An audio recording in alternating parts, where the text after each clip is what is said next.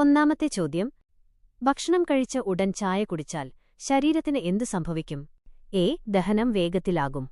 B. Iron, ഇരുമ്പ് ആഗിരണം ചെയ്യുന്നത് തടസ്സപ്പെടും. സി. ബി.പി പെട്ടെന്ന് കുറയും. ഡി. വയറ്റിലെ ഗ്യാസ് പൂർണ്ണമായി മാറും.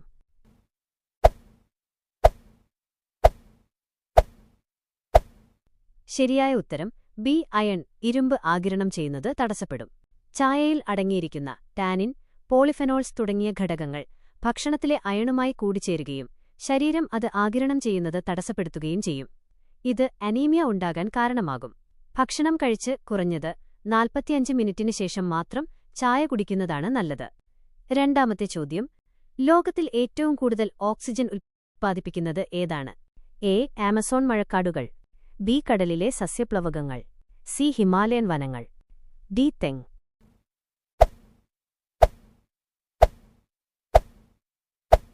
ശരിയായ ഉത്തരം ബി. കടലിലെ സസ്യപ്ലവകങ്ങൾ, ഓഷൻ ഫൈറ്റോപ്ലാങ്ക്ടൺ.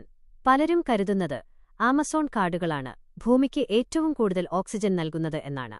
എന്നാൽ ലോകത്തിലെ ആകെ ഓക്സിജന്റെ 50 മുതൽ 80% വരെ ഉൽപ്പാദിപ്പിക്കുന്നത് സമുദ്രങ്ങളിലുള്ള ഫൈറ്റോപ്ലാങ്ക്ടൺ എന്ന് വിളിക്കുന്ന സൂക്ഷ്മസസ്യങ്ങളാണ്. മൂന്നാമത്തെ ചോദ്യം. ഇരുന്നുകൊണ്ട് വെള്ളം കുടിക്കുന്നതാണോ അതോ നിന്നുകൊണ്ട് കുടിക്കുന്നതാണോ ആരോഗ്യത്തിന് നല്ലത്? എ. നിന്നുകൊണ്ട് കുടിക്കുന്നത്. ബി. ഇരുന്നുകൊണ്ട് സാവധാനം കുടിക്കുന്നത്. സി. കിടന്നുകൊണ്ട് കുടിക്കുന്നത്. ഡി. രണ്ടും ഒരുപോലെയാണ്.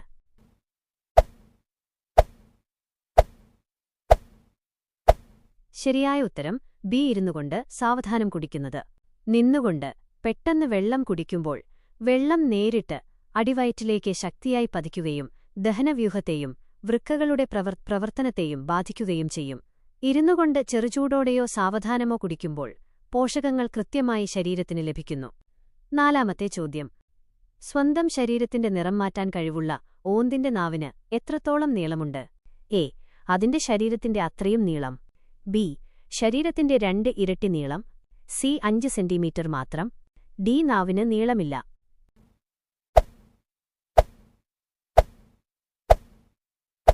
ശരിയായ ഉത്തരം ബി.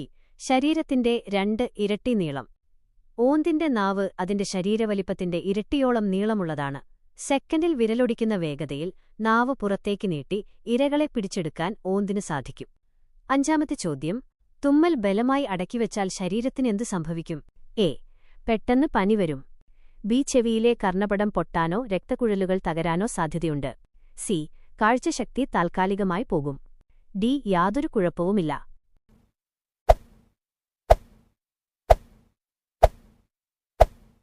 ശരിയായ ഉത്തരം ബി. ചെവിയിലെ കർണപടം, ഇയർഡ്രം പൊട്ടാനോ രക്തക്കുഴലുകൾ തകരാനോ സാധ്യതയുണ്ട്.